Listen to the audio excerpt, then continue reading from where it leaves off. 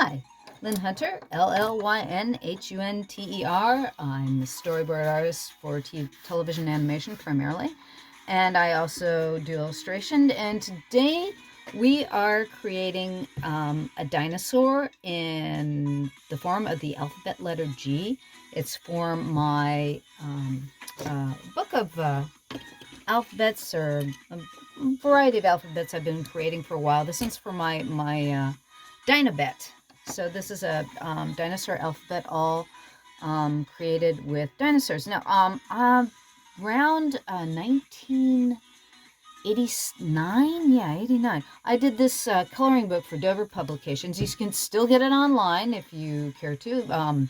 Dover owns the copyright to it, so they get all the money from it, but it's still a good, great little book.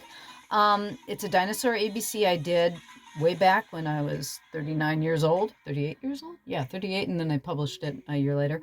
But I'm using the same alphabet because I found when I did the book in the first place, I tried to use the most common dinosaur that was under that letter.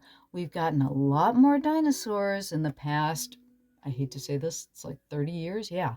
But Gallimimus, which is the one that we're doing today, I'm doing G-Gallimimus, and that's this is the Gallimimus.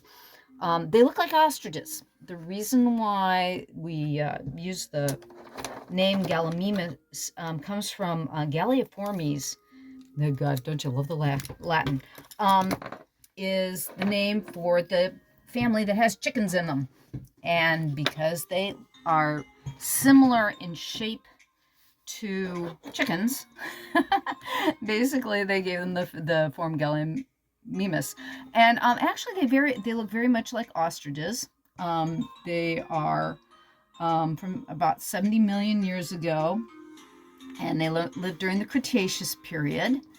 And a complete skeleton of a couple of them have been found in Mongolia. And you see, I started out with the G. I do these, I set up the alphabet 3 inches by 3 inches square, and then I basically try to keep my letter forms as simple as possible, because this is for young kids as well as adults to learn the alphabet. And so I try to fit as best I can a dinosaur inside the letter itself. Now, you can tell that Gallimimus, this is a nice silhouette of one. They had a very stiff tail, and you can tell it looks very much like an ostrich. But it was like, okay, how do I fit it into the letter G? So I decided I'm just going to do the head. Now, what I'm doing right now, I'm doing what's called ghosting back. I take a kneaded eraser. I talk about this often if you've watched any of my other videos, but I really like kneaded erasers because they don't leave a lot of waste behind. And I also, it's the way I like to draw. I like to do my initial drawings, and then what I'll do is I'll ghost them back, what I call ghosting back, or you basically, you don't erase back the entire form, but you erase back enough of it so you just see the hint of the drawing that you did underneath to do your detailing on. And what I'm going to use today, this is a Bic stick, good old standard Bic stick that you can get at any local drugstore. It uses the petroleum ink in its in the pen. I really like as a drawing medium, and it also acts as if you're doing watercolor over the top of it, which is what I'm going to be doing with this particular drawing. It acts like oil resist, because the oil in the pen pushes away the water in the watercolor. So it's really good for an underdrawing for watercolor. It's like India ink does the same thing. India ink has lacquer in it. So ink pens that work really well for watercolor painting are your Bic stick. Sakura micron pens are very good. And traditional lacquer-based India ink. are all really, really good for underdrawings for watercolor. And since watercolor is a transparent medium, it'll stand out nicely on top of whatever you draw. So that's why I like to use ink beneath watercolor. You could also use marker. There are some markers, but the problem with marker, you got to be careful about what type of solvent is in the marker. I'm trying to think. There are any marker that uses an alcohol base for its solvent is usually okay, but I wouldn't use markers on top of a ballpoint pen.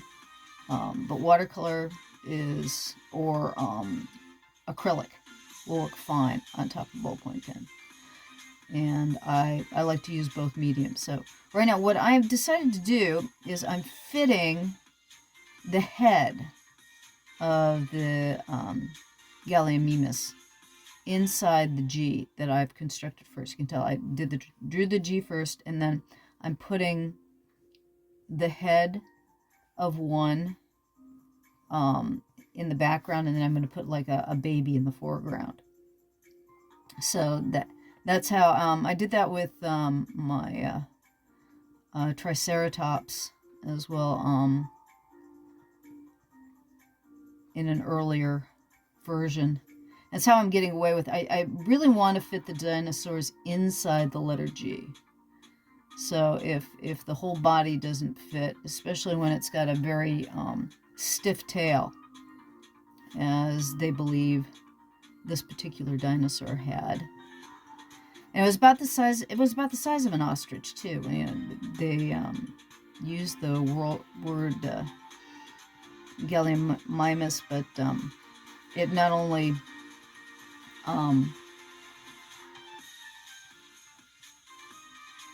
looked like an ostrich, it was about the size of an ostrich. It had a brain.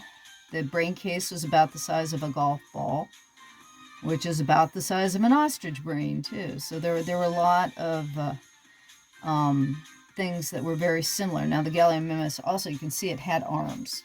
It had arms, and it had 3 fingers on each of its 3 digits, yeah, on its what would you call them, paws or hands? Since it's technically they're reptiles. I mean, dinosaurs, because of their circulatory systems, are considered reptiles. But they have determined nowadays that they were not cold-blooded, but rather that most dinosaurs were warm-blooded. The Llyn that when I first drew it, I drew it without feathers. There is a very strong possibility that this dinosaur had some kind of feathering, because as they have come to believe that many of the dinosaurs, because they were preliminary to birds, and technically birds are dinosaurs. Dinosaurs did not go extinct. Various species of dinosaurs went extinct. So that when you think about it, the chicken you're having for dinner tonight, or the eggs that you eat for breakfast, you're eating dinosaur and dinosaur eggs. And because they are the remnants of the giant beasts that lived long ago. It's kind of like when you think about it with human beings, one of our closest ancestors looked more or less like a rat. It's like one of the reasons I believe anyways, and I think it's probably bringing up in research, the reason why we're able to do research on rats so easily and come up with cures for humans by using rats is because so much of their genetic material is similar to our own. So your first relative is kind of the rat, and then the monkey, and then you are of course an ape. We are technically, we're apes, and we are, it was 98%, something like that, related to chimpanzees. But anyways, that's one of the reasons why it's like these guys look like ostriches. They're not far off. And I like them a lot. These are one of my, you know, it's like when I do dinosaurs, you know, how do you determine your favorite? It's really hard. Also, since they're finding new ones all the time, and new mammals. I think it's kind of the one of the most interesting things about the living in the present day is that we're living during a time when they're still finding more dinosaurs and other critters that existed millions and millions and millions of years ago. You know, 70 million years ago is a long, long time. And so I'm doing a little head here. And you'll notice too when I'm doing with pen and ink here, the ballpoint pen glops a bit, and I do like little sketchy lines that one link into another, and that's how I it's my own particular drawing style. I mean, you can just do straight lines and not link them, but I have more of a sketchy line, and then I keep building up one line on top of the other.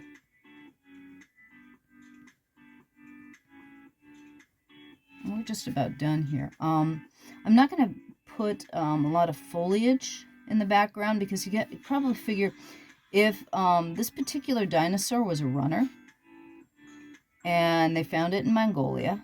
The actual skeletons, around the 1960s, they found the fully intact skeletons. I'm sure they found a new one, and it says here 1972.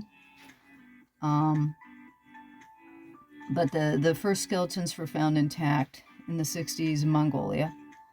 And I would assume that it would be very much like the savanna of Africa, because again, it's a kind of a running dinosaur. So if you're going to have a lot of place to run, you got to have some open spaces. It's kind of like where you find horses, like Mongolia. I mean, it was in Mongolia, but Mongolia looked a bit differently back when these things existed. But I think it was still very much plain-like. So I'm putting basically hills in here. And then what I'm going to do is I'm going to let this dry a little bit. And I'll go over these lines more heavily. And then the next thing we'll do is paint it. So thanks for stopping by. My name is Llyn Hunter, Llynhunter. Please subscribe and like the video. And come back next week. I'll have some, like I said, we're going to paint this one. And go on to the next letter. Thank you very much. Appreciate your stopping by. Bye-bye.